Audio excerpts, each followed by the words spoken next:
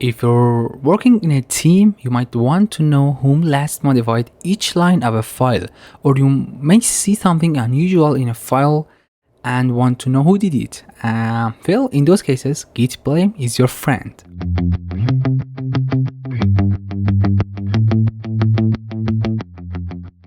Okay, this is the React README file on GitHub. If you take a closer look at here, you see a blame option.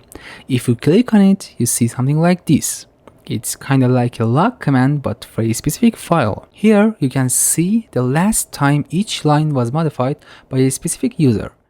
But this is for GitHub. What if you want to see this in a local repository? Well, we can use the git blame command for that. Before we start, we need to have a repository to work with. So let's clone the React repository. So git clone -steps 1000 git at github.com Facebook react.git. Okay, now we have a repository. So let's go to the directory of the repository. So cd react, and here's how git blame works. Git blame. Then let's specify a file for it to blame. I know that there's a readme file in the React repository. Look, ls, okay, it's here.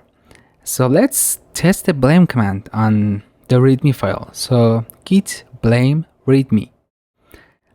It's a bit messy, but this command works like the git log command, so we can use most of its options like one line, reverse, pretty. So let's try it with one line. So git blame, one line, readme.